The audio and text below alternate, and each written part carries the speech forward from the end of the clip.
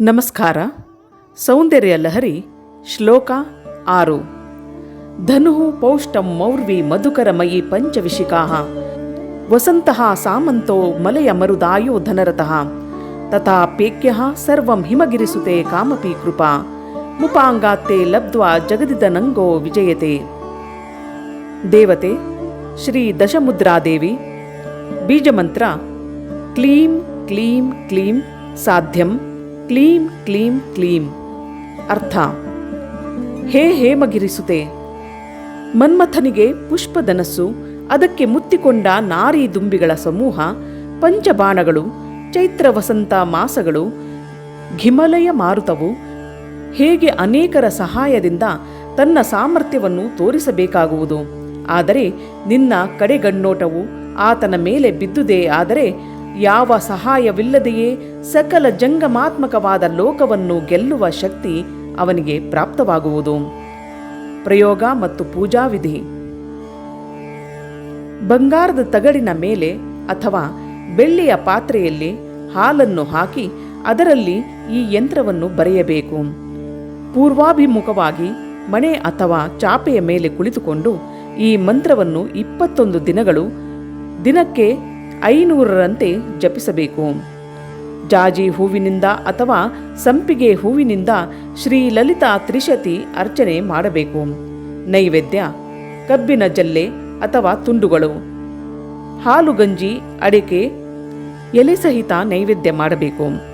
ಫಲ: ಬಲಹೀನತೆ, ನಿರ್ಬಲತ್ವ, ಷಂಡತ್ವ, ರೋಗ ನಿವಾರಣೆಯಾಗುತ್ತದೆ ಹಾಗೂ ಮಕ್ಕಳಿಗೆ ಎಲ್ಲ ವಿಧದಲ್ಲಿಯೂ ಒಳ್ಳೆಯದು.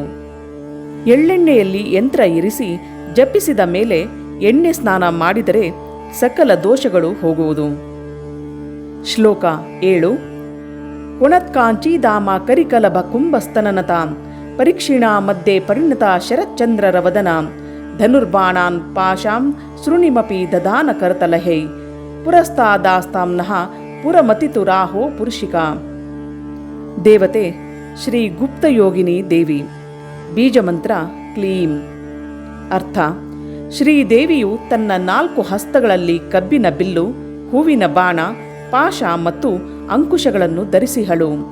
ಮರಿಯಾನೆಯ ಕುಂಭಸ್ಥಳದೋಪಾದಿಯಲ್ಲಿರುವ ಆಕೆಯ ಸ್ತನಗಳು ಭಾರದಿಂದ ತುಸುಬಾಗಿದೆ.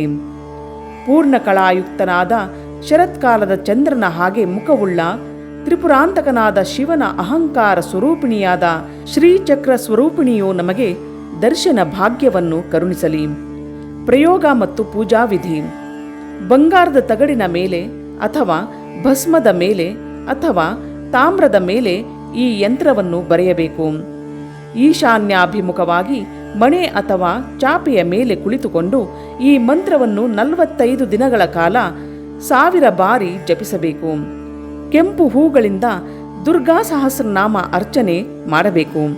ನೈವೇದ್ಯ: ಮೊಸರು ಅನ್ನ, ಹಣ್ಣಿನ ರಸಗಳು ಮತ್ತು ಪಾನಕ, ಗಂಜಿ, ಹಾಲು. ಫಲ: ಶತ್ರುಗಳು ನಿಮ್ಮ ವಶವಾಗುವರು, ರಾಜತ್ವ ಹೊಂದುವಿರಿ. ಈ ಯಂತ್ರವನ್ನು ಬರೆದು ಪೂಜಿಸಿದ ಮೇಲೆ ರವೆ ಗಂಜಿಯಿಂದ ಹೋಮ ಮಾಡಿದರೆ ಆರೋಗ್ಯ ವೃದ್ಧಿಯಾಗುತ್ತದೆ. ಹಣ್ಣಿನ ರಸಾಯನದಿಂದ ಹೋಮ ಮಾಡಿದರೆ ಸಿರಿ ಸಂಪತ್ತು ಬರುವುದು.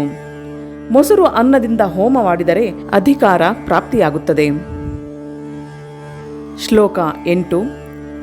ಸುಧಾ ಸಿಂಧೋರ್ ಮಧ್ಯೆ ಸುರವಿಟಪಿ ವಾಟೀ ಪರಿವೃತೆ ಮಣಿದ್ವೀಪೆ ನೀಪೋ ಪವನವತಿ ಚಿಂತಾಮಣಿ ಗೃಹೆ ಶಿವಾಕಾರೆ ಮಂಜೆ ಪರಮಶಿವ ಪರ್ಯಂಕ ನಿಲಯಾಂ ಭಜಂತಿ ತ್ವಾಂ ಧನ್ಯಾಃ ಕತಿಚನ ಚಿದಾನಂದಲಹರೀಂ. ದೇವತೆ ಶ್ರೀ ಗುಪ್ತ ತಾರಾಯೋಗಿನಿ ದೇವಿ.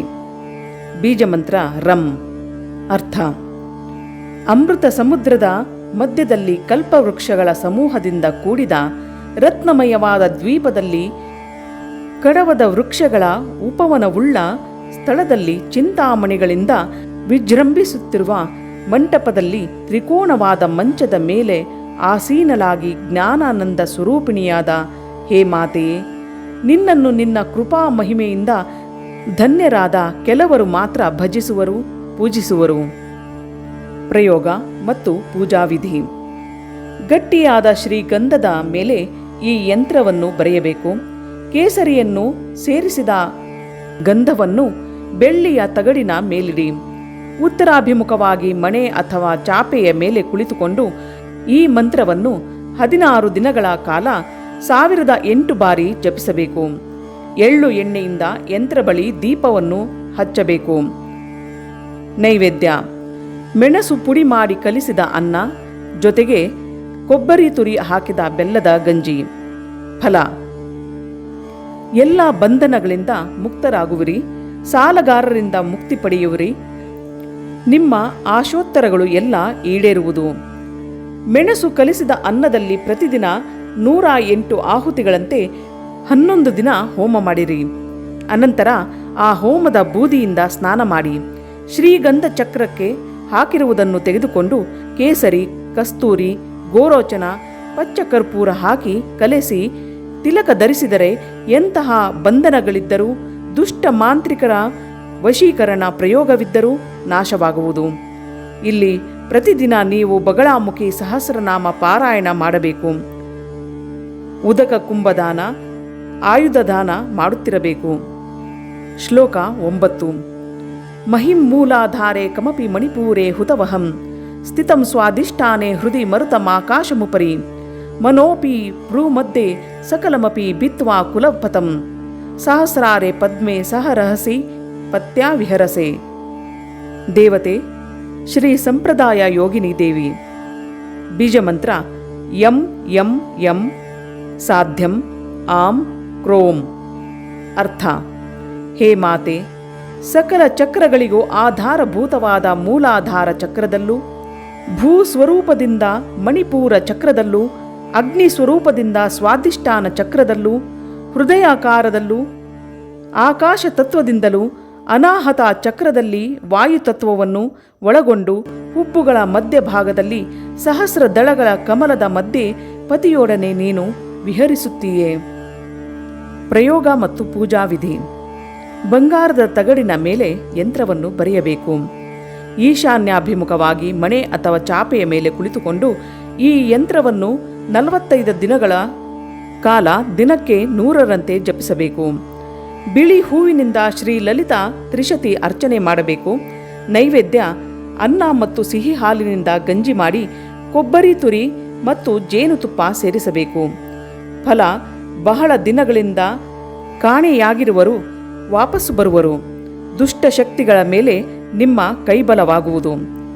ಈ ಮಂತ್ರವನ್ನು ಪ್ರತಿದಿನವೂ ಜೇನುತುಪ್ಪದಲ್ಲಿ ದಾಸವಾಳ ಹೂವು ಅದ್ದಿ 108ರಂತೆ ಹೋಮ, ಕೊಬ್ಬರಿ ತುರಿಯಿಂದ 1 ಸರದಷ್ಟು ಹೋಮ ಮಾಡಿ ಆ ಹೋಮದ ಬೂದಿಯಲ್ಲಿ ಕಾಣೆಯಾದವರ ಶರೀರ ಮಾಡಿ ಅದನ್ನು ಪೂಜಿಸಿ ಲಲಿತಾ ತ್ರಿಶತಿಯಿಂದ ಬಿಳಿ ಹೂವಿನಲ್ಲಿ ಅರ್ಚಿಸಿ ಆ ಬೊಂಬೆ ಹೊಟ್ಟೆಯಲ್ಲಿ ಮಂತ್ರ ಇರಿಸಿ ಹರಿಯುವ ನೀರಿನಲ್ಲಿ ಬಿಟ್ಟು ಬಂದ ಮೇಲೆ ವಿಭೂತಿಯಲ್ಲಿ ಮಂತ್ರವನ್ನು ಬರೆದು ಪ್ರತಿದಿನವೂ ಲಲಿತಾ ತ್ರಿಶತಿ ಹೇಳಿಕೊಂಡು ಗಾಳಿಯಲ್ಲಿ ಊದಿದರೆ ದಾರಿ ಕಾಣದೆ ಹೋದವರು, ತಪ್ಪಿಸಿಕೊಂಡವರು, ಇತರರಿಂದ ಅಪಹರಿಸಲ್ಪಟ್ಟವರು ಕೂಡ ಮನೆಗೆ ಹಿಂತಿರುಗಿ ಬರುವರು.